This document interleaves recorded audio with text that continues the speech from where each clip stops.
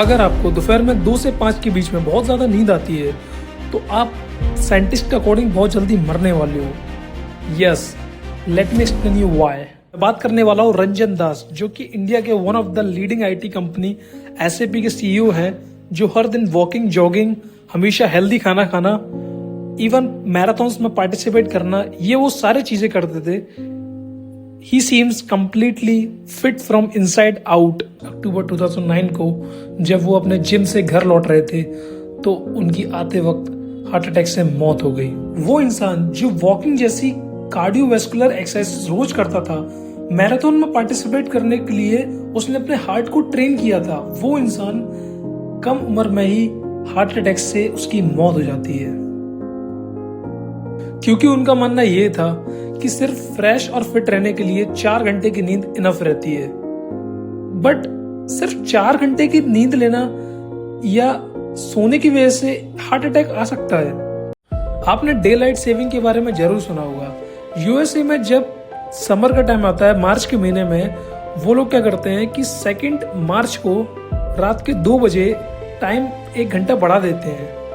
And you know, उस 1 घंटे बढ़ाने की वजह से लोगों की हार्ट अटैक रेट 25% से बढ़ जाती है।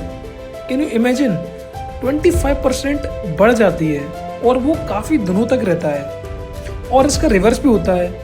नवंबर के महीने में जब 1 घंटा ऐड किया जाता है तब 22% हार्ट अटैक रेट कम भी हो जाता है। Isn't it fascinating? दुनिया के सभी स्लीप साइंटिस्ट का एक ग्रुप है called associated professional sleep societies. उनकी रिपोर्ट के अकॉर्डिंग जो लोग स्लीप से डिप्राइव्ड हैं वो usually in 2 specific time Spain में सबसे ज़्यादा अच्छी नींद लेते हैं। एक तो 2 to 7 AM और दूसरा 2 to 5 PM। और आप अगर इस पैटर्न को ध्यान से देखें तो ये बहुत वियर्ड पैटर्न है, क्योंकि सबसे ज़्यादा लोग इसी पैटर्न में मरते हैं। अब इन्हीं सारे वियर्ड पैटर्न्स को देखकर सभी साइंटिस्ट को ये लगा कि ये कोई कोइंसिडेंस हो सकता है या फिर कोई संयोग हो सकता है। लेकिन अभी अहमदाबाद के जायडस हॉस्पिटल ने जब 243 लोगों का सर्वे किया तो उनको पता पड़ा कि उनमें से 37% हार्ट पेशेंट में ये कंडीशन थी सिर्फ एडिक्वेट स्लीप की वजह से। यानी कि पॉइंट ये है, अगर आपको दोपहर में सबसे ज्यादा नींद आ रही है तो नेचुरली आपका हार्ट ये साइन दे रहा है कि आप स्लीप डिप्राइव्ड होते जा रहे हो। मतलब आपका हार्ट धीमे धीमे कमजोर होता जा रहा है। हर इंसान अपनी 1/3 लाइफ सोते हुए बिताता है और इसीलिए सभी को स्लीप से जुड़ी हुई सारी प्रॉब्लम्स को पता होना चाहिए। और मैं आपको इस वीडियो में उससे जुड़ी सारी जानकारी बताऊंगा जिससे आप अपने डेली लाइफ में उसको इम्प्रूव कर सकते हो।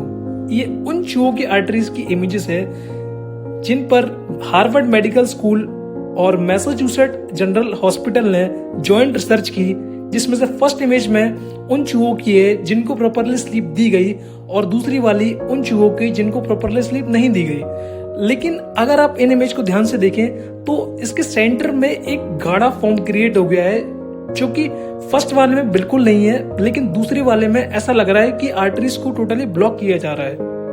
अब साइंटिस्ट ने सोचा ऐसा हुआ क्यों?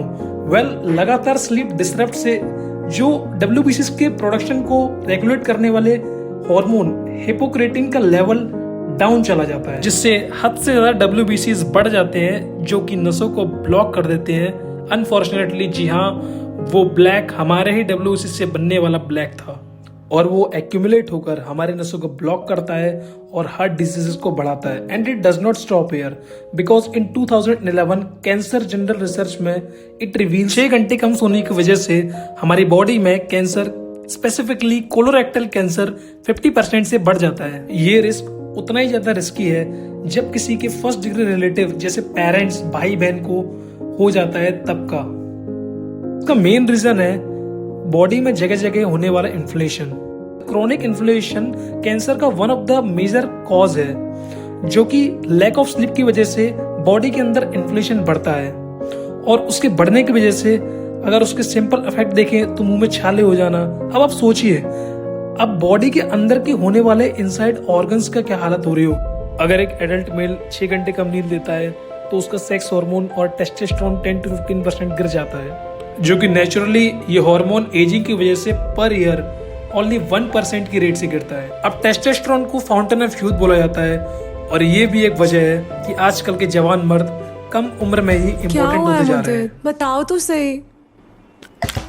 और अब आप समझ चुके हैं कि हमें अपनी नींद को हर हालत में इम्पोर्टेंट बनाना ही है, क्योंकि इसके बिना हमारी हेल्थ, परफॉर्मेंस सब खोखला ही है अगर एक नजरिए से देखा जाए तो।